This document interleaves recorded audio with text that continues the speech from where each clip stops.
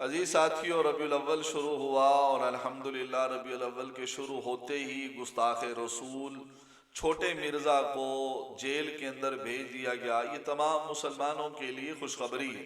رات میں نے اس کے اوپر ویڈیو جو ہے وہ اپلوڈ کی تھی کہ اس کی گستاخیوں کے متعلق جو اس نے حضور علیہ السلام کے بارے میں اور انصار صحابہ کے بارے میں اور مدارس کے بارے میں عمران ارشد کو جو انٹرویو دیا اور اس کے اندر جو اس نے اپنے منہ کے اندر سے غلاظت نکالی، وہ کس قدر بھیانک اور کس قدر غلاظت سے بھری ہوئی تھی، اس کے متعلق میں نے تفصیلی ویڈیو جو ہے وہ اپلوڈ کی تھی۔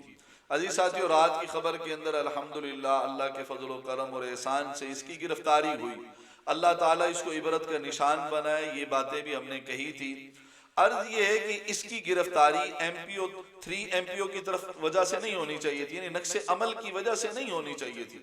اس کی گرفتاری جو ہونی چاہیے تھی وہ تو 295 کے تحت ہونی چاہیے تھی۔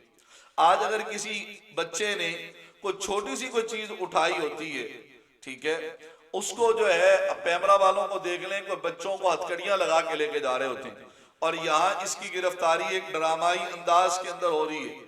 جناب صاحب ایف آئی اے کے آ رہے ہیں، کچھ افسران اس کے پاس آ کے میل ملاقات کر رہے ہیں، چائے پی رہے ہیں، بسکٹ کھا رہے ہیں، اور اس کو کہہ رہے ہیں ہم نے آپ کو افسران بالا سے ملوانا ہے، وہاں سے لے کر پھر اس کو سیدھا جیل کے اندر بھیج دیا جاتا ہے۔ عزیز ساتھیوں، یہ تو گستاخ رسول ہے۔ اس نے کس کو نہیں چھوڑا مجھے بتائیں؟ صحابہ کو یہ نہیں چھوڑتا، انبیاء کو یہ نہیں چھوڑتا، جی علماء کو یہ نہیں چھوڑتا۔ اس کے اندر کون سا عالمانہ پن آتا ہے؟ جس میں اللہ تعالیٰ علم دیتا ہے اس کے اندر تدبر آتا ہے، وہ مدبر بنتا ہے، وہ صابر بنتا ہے، وہ شاکر بنتا ہے، وہ مصلح بنتا ہے۔ یہ تو ہر ایک آدمی کے بارے میں کہتے ہیں اس کو کوئی پتہ ہی نہیں، یہ تو شے ہی کوئی نہیں ہے۔ جی عزیز ساتھیوں، اسلامی اسکالر ایسے نہیں ہوتے۔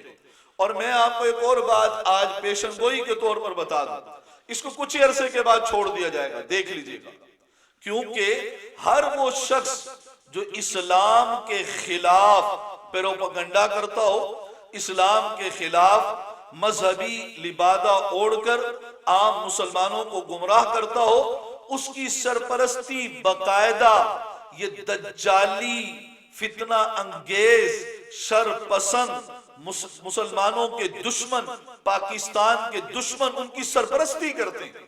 یہ دیکھ لیجئے گا، 5 سال پہلے بھی اس کی گرفتاری ہوئی تھی، پھر چھوڑ دیا گیا تھا، اب اس کی گرفتاری ہوئی ہے 3 ایم پی او کے تحت۔ حضرت کوئی 295 کے تحت نہیں ہوئی، نقص عمل کی وجہ سے اس کی گرفتاری ہوئی ہے۔ یہ نقص عمل کی گرفتاری کی وجہ سے کچھ دنوں کے بعد اس کو چھوڑ دیا جائے گا، پھر یہ دندناتا پھرے گا، پھر یہ مسلمانوں کے دلوں کو مجروح کرے گا۔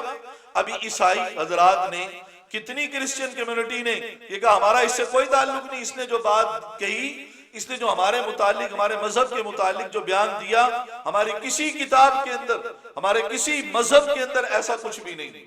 آپ اندازہ لگائیں، یہ تو عیسائیوں کی جان کو بھی خطرے میں ڈال رہا ہے۔ عزیز ساتھی، یہ تو فتنہ انگیز آدمی، اس کی وجہ سے کون نمازی بنتا ہے؟ اس کی وجہ سے تو فتنے اور زیادہ پھیلتے جا رہے ہیں۔